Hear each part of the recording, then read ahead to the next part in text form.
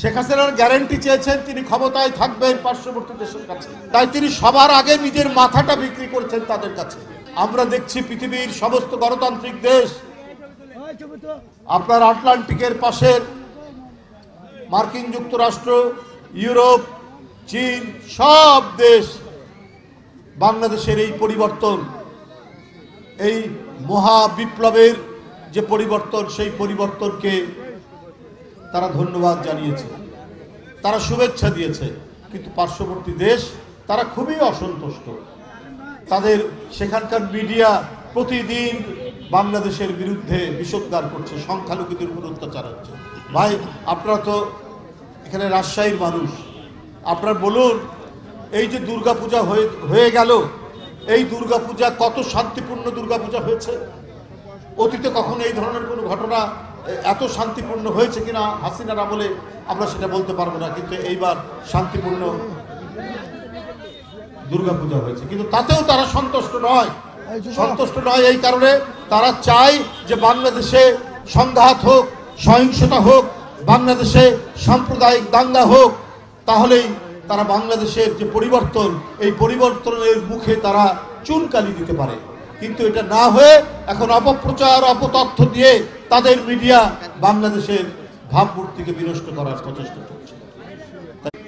জাতীয় আন্তর্জাতিক নানা চক্রান্তের মধ্যে দিয়ে আমরা গণতন্ত্রের পথে হাঁটছি।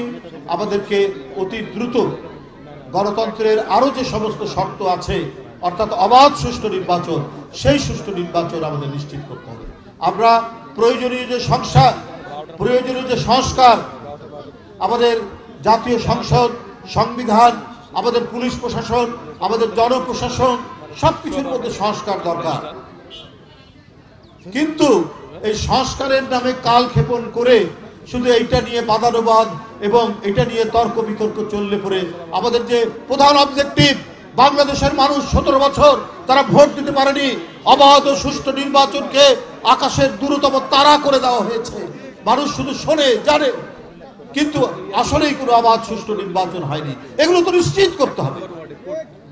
ডক্টর মোহাম্মদ ইউনূস সাহেবের যে সরকার, এই সরকারকে সমস্ত গণতান্ত্রিক রাজনৈতিক দল সমর্থন করেছে।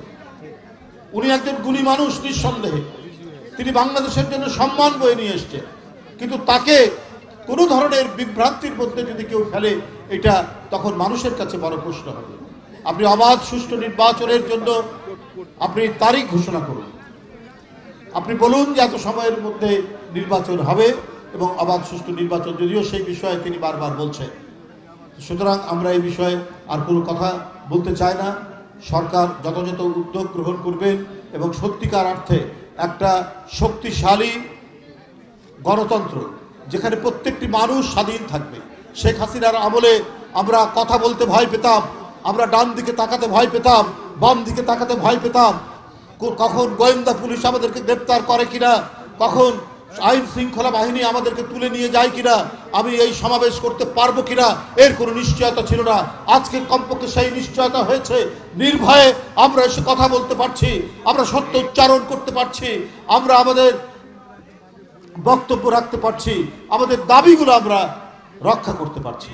সুতরাং এগুলো আরো নিশ্চিত করার জন্য সত্যিকারের যে গণতান্ত্রিক পরিবেশ, যে পরিবেশ মানুষকে আস্থাশীল করে তুলবে, এই দেশের ভালো মন্দ নির্ধারণের দায়িত্ব একমাত্র জনগণের, আর কারো জনগণের না, কোনো দেশের না।